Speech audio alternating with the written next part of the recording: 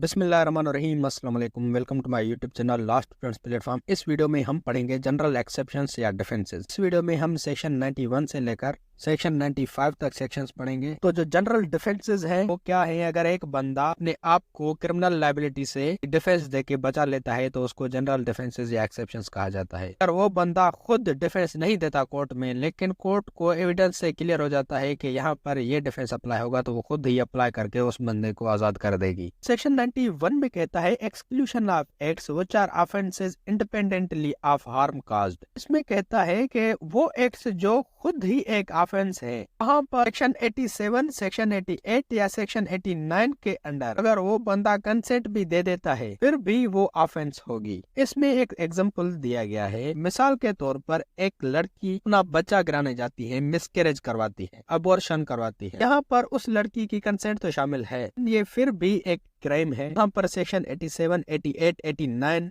Apply नहीं होगा। यहाँ पर ये लड़की नहीं कह सकती कि मेरी कंसेंट शामिल, या वो डॉक्टर नहीं कह सकता कि इस लड़की की कंसेंट शामिल थी या इस लड़की के गार्जियन की कंसेंट शामिल थी, इसलिए मैंने इसका मिसकैरेज करवाया, एबॉर्शन करवाया। लेकिन अगर उस लड़की की जान बचाने के लिए वो मिसकैरेज जरूरी है, फिर ये कोई ऑफेंस नहीं होगी। अब इसी तरह इसके कुछ और एग्जाम्पल्स हैं, जैसे कि अगर पब्लिक न्यूसेंस है, एक बंदे की फैक्ट्री है जिस गांव में, उस गांव वालों की सारों की कंसेंट शामिल है कि ये फैक्ट्री होनी चाहिए, लेकिन उस फैक्ट्री की वजह से एक पब्लिक न्यूसेंस क्रिएट हो रही है, कुछ बीमारियां स्प्रेड हो सकती हैं, तो ये चीज भी जस्टिफाइड नहीं है। यहाँ पर वो फैक्ट्री वाले ये नहीं कह सकते कि गांव वालों की कंसेंट शामिल है। इसी तरह कोई ऑफेंस है पब्लिक सेफ्टी के खिलाफ, मोरल्स के खिलाफ, जैसे कि अगर मार्केट है या एक बाजार है या शॉपिंग सेंटर है, वहाँ पर एलईडी लगी हुई है, एलईडी पे कोई पार्न नहीं चला सकता, सेक्स वीडियो नहीं चला सकता, भले ही वो ये कहे इस पार्न में जो बंदे शामिल हैं की कंसेंट शामिल है, लेकिन ये हमारे मोरल्स के खिलाफ है, डिसेंसी के खिलाफ है। भले ही उस वीडियो में जो बंदे नजर आ रहे हैं उनकी कंसेंट हो, फिर भी ये मोरल्स के खिलाफ है, तो ये चीज भी एक ऑफेंस होगी। और सेक्शन 92 में कहता है act done in good faith for the benefit of person without consent. जैसे हम सेक्शन 87, 88 या 89 में पढ़ के आए थे, एक बंदा जब ऑपरेशन करवाने जाता है तो उसकी कंसेंट शामिल होती है। अगर उसको कुछ हो जाता है तो डॉक्टर लायबल नहीं होगा। लेकिन सेक्शन 92 में कहता है एक बंदे के बेनिफिट के लिए गुड फेथ में एक एक्ट किया जा रहा है, लेकिन उसकी कंसेंट नहीं ली गई। उसकी कंसेंट क्यों नहीं ली गई? तो वो बंदा बेहोश था, या उसका कोई गार्जियन नहीं था, तो फिर अनसाउंड माइंड पर्सन था, वो डॉक्टर का इंतजार नहीं करता और उसके बेनिफिट के लिए उसकी ऑपरेशन करता है, उसकी जान बचा लेता है, तो ये भी ऑफेंस नहीं होगी। अगर उस सिचुएशन में उसको कुछ हो जाता है, डॉक्टर इस सेक्शन 92 का हवाला दे सकता है, इसका डिफेंस देके वो बच सकता है। This defence shall not apply to following situations. ये जो डिफेंस है नीचे वाले सिचुएशंस में अप्लाई नहीं होगा। फर्स्ट पहले में कहता है कि अगर वो डॉक्टर कोई और बंदा इंटेंशनली उस बंदे की डेथ काज करता है या करने की कोशिश करता है। सेकंड में कहता है कि वो एक ऐसा एक्ट करता है, जानता है कि इस एक्ट की वजह से उसकी डेथ काज हो सकती है, लेकिन अगर उसका इंटेंशन ये है कि इस एक्ट को करते हुए मैं इस बच्चे की या इस बंदे की जान बचाऊंगा, ग्रेवियस हार्ट से बचाऊंगा या डेथ से बचाऊंगा या इसकी एक बीमारी का इलाज कर रहा हूँ, सिचुएशन में ये डिफेंस अप्लाई होगा। थर्ड में कहता है कि अगर वो बंदा वॉलंटरली हार्ट काज करता है या हार्ट काज करने की कोशिश करता है तो उस सिचुएशन में भी ये डिफेंस अप्लाई नहीं होगा। लेकिन अगर उसका पर्पज है उसकी जान बचाना या उसको ग्रेवियस हार्ट से बचाना या किसी बीमारी से बचाना, उस सिचुएशन में ये डिफेंस अप्लाई होगा। फोर्थ में कहता है ऊपर वाली जो ऑफेंसेस बताई कि अगर कोई अबेटमेंट करता है, वो जो अबेटर है वो बंदा भी इस डिफेंस हवाला दे के अपने आप को नहीं बचा सकता। एक अबेटर एक डॉक्टर को कहता है कि इसकी डेथ काज कर दो, अबेटर बाद में ये नहीं कह सकता हमने तो इसकी जान बचाने के लिए इसकी ऑपरेशन की थी, लेकिन अगर वाकई उन्होंने उसकी जान बचाने के लिए ऑपरेशन की, उसके लिए ये डिफेंस दिया जा सकता है।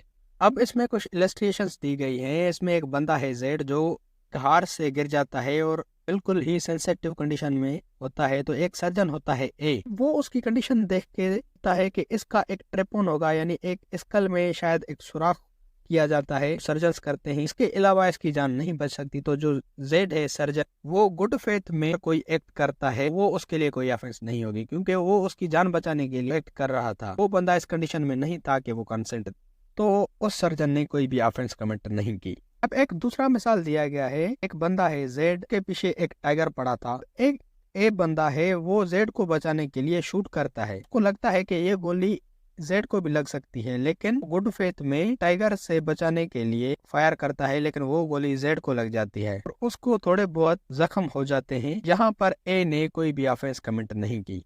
अब एक और मिसाल दिया गया है कि एक सर्जन है ए, वो एक बच्चे को देखता है, वो बहुत ही सीरियस कंडीशन में होता है और डॉक्टर सोचता है अगर जल्द ही इस बच्चे की ऑपरेशन नहीं की जाए तो ये बच्चा मर सकता है। उस डॉक्टर के पास इतना टाइम भी नहीं कि उस चाइल्ड के गार्जियन से कंसेंट ले, वो गुड फेथ में उस बच्चे को बचाने के लिए एक्ट करता है, तो ये चीज भी ऑफेंस नहीं होगी। अब इसमें एक और मिसाल दिया गया है कि एक बंदा है ए और उसके साथ एक बच्चा है, उस घर को आग लग जाती है, वो उस बच्चे को बचाने के लिए देखता है कुछ लोग ब्लैंकेट लेके खड़े हैं और वो बंदा उस बच्चे को आग से बचाने के लिए वहां से फेंक देता है। यहाँ पर उस बंदे का इंटेंशन ये था कि इस बच्चे को मैं बचाऊं, गुड फेथ में एक्ट करता है। वो बच्चा ब्लैंकेट में नहीं गिरता और गिरता है, अगर उसको कोई चोटें आती हैं या मर जाता है तो ए ने कोई भी ऑफेंस कमिट नहीं की।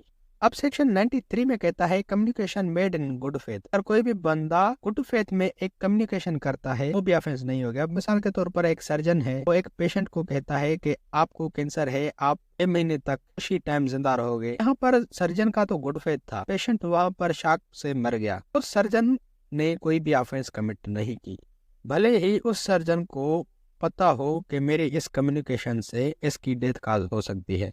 अब है section 94 act to which a person is compelled by threats. एक बंदे को अगर थ्रेट्स देके एक्ट करने पर मजबूर किया जाए तो उस सिचुएशन में ये सेक्शन कहता है कि अगर एक बंदे को गैंग या डकैत्स धमकियां देके कोई एक्ट करवाते हैं, उस बंदे को इंस्टेंट डेथ का खतरा हो उन डकैत से, उस डर में आके अगर वो कोई भी ऑफेंस करता है और वो ऑफेंस मर्डर स्टेट के अगेंस्ट जो ऑफेंसेस होती हैं जिसकी पनिशमेंट डेथ होती है उनके अलावा कोई और ऑफेंस हो, उस सिचुएशन में वो बंदा लायबल नहीं होगा। अब मिसाल के तौर पर एक बंदा है, उसको डकैत पकड़ के कह रहे हैं कि इस दरवाजे का ताला तोड़ो, इस बंदे को इंस्टेंट डेथ का खतरा है उन डकैत से। बंदा अगर ताला तोड़ता है तो इसके लिए ये कोई ऑफेंस नहीं होगी। अगर वो बंदे को कहते हैं कि मर्डर करो या कोई ऐसी ऑफेंस करो, इस ऑफेंस की जो सजा है वो डेथ है, अगर वो बंदा वो काम करता है, वो बंदा इस डिफेंस का हवाला नहीं दे सकता, अपने आप को डिफेंस दे के नहीं बचा सकता। इसमें एक प्रोवाइजो दिया गया है, वो बंदा अपने आप को खुद ऐसी सिचुएशन में नहीं लेके जाए जहां पर उसको इंस्टेंट डेथ का खतरा हो। जैसे कि अगर एक बंदा खुद डकैत्स की गैंग को ज्वाइन करता है, बाद में वो डकैत्स इसको फोर्स करते हैं कि इस दरवाजे का ताला तोड़ो, ये ऑफेंस करो, फिर वो बंदा 94 एक्शन के डिफेंस का हवाला नहीं दे सकता, वो खुद गया ही क्यों उस गैंग में। एक्सप्लेनेशन नंबर 1 में यही बात कहता है कि अगर कोई भी बंदा खुद डकैत्स की गैंग को ज्वाइन करता है, वो जानता है कि इनका करेक्टर कौन सा है, वो डकैत्स जबरदस्ती उससे कोई काम करवाते हैं, ये बंदा इस एक्सेप्शन का फायदा नहीं उठा सकता, ये डिफेंस देख के अपने आप को नहीं बचा सकता। एक्सप्लेनेशन नंबर 2 में कहता है कि अगर गैंग ऑफ डकैट्स किसी बंदे को इंस्टेंट डेथ की धमकी देती है और उनसे कोई ऐसा एक्ट करवाती है जो एक ऑफेंस है। अब मिसाल के तौर पर एक लोहार को गैंग ऑफ डकैट्स अगवा करके उससे कुछ दरवाजों के ताले तोड़वाती है, कुछ लॉक्स खुलवाती है, ये चीज तो एक ऑफेंस है, लेकिन उसने एक प्रेशर में आके वो काम किया तो वो बंदा इस एक्सेप्शन का हवाला देके अपने आप को बचा सकता है। अब सेक्शन 95 कहता है एक्ट काजिंग स्लाइट हार्म।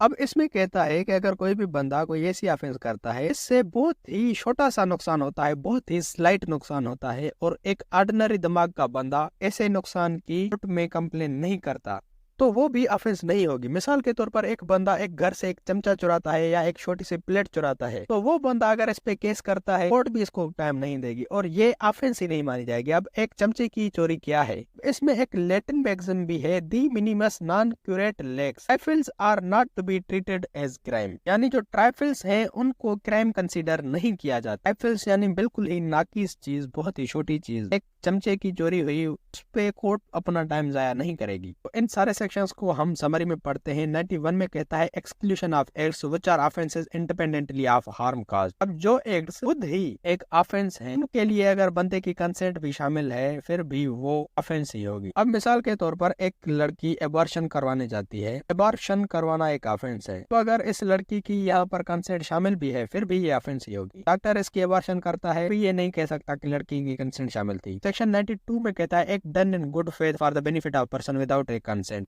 अगर एक बंदा मरने की हालत में है, सीरियस कंडीशन में है, उसका इलाज करता है डॉक्टर गुड फेथ में, उसकी वहाँ पर कंसेंट शामिल नहीं है कि वो बंदा खुद बेहोश है, ना उसका कोई गार्जियन है, इससे वो डॉक्टर उसकी कंसेंट ले। अगर वो डॉक्टर देर करता है तो वो बंदा मर भी सकता है, तो उसके बेनिफिट के लिए उसकी कंसेंट के अलावा अगर वो डॉक्टर कोई एक्ट करता है, वो बंदा मर जाता है, तो ये ऑफेंस नहीं होगी। वो डॉक्टर इस डिफेंस का हवाला दे सकता है। सेक्शन 93 में कहता है communication made in good faith. अगर एक डॉक्टर गुड फेथ में किसी को कहता है कि आपको कैंसर है, वो मर जाता है शॉक में, ये ऑफेंस नहीं होगी। और 94 में कहता है act to which person is compelled by threats.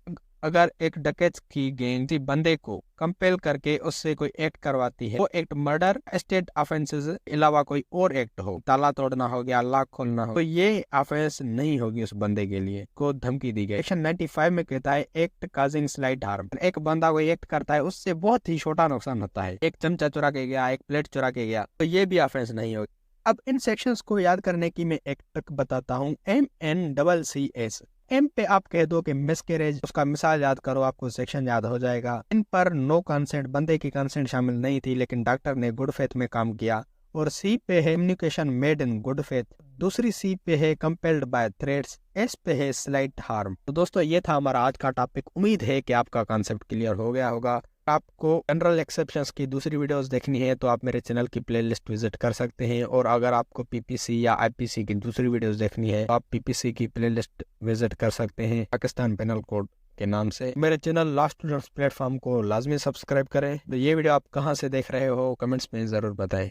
अगर आपको लॉ के रिगार्डिंग किसी भी टॉपिक की वीडियो चाहिए तो वो टॉपिक लिख के साथ में LSP लिख के सर्च करेंगे तो आपको सबसे पहले मेरी वीडियोस मिल जाएंगी, जिससे आप अपना इजीली कॉन्सेप्ट क्लियर कर सकते हैं। या फिर अगर आप मेरे चैनल की प्लेलिस्ट में जाते हैं तो वहाँ पर आपको हर सब्जेक्ट की अलग से प्लेलिस्ट मिल जाएगी, जहाँ पर उस सब्जेक्ट के सारे वीडियोज़ मिल जाएंगे आपको।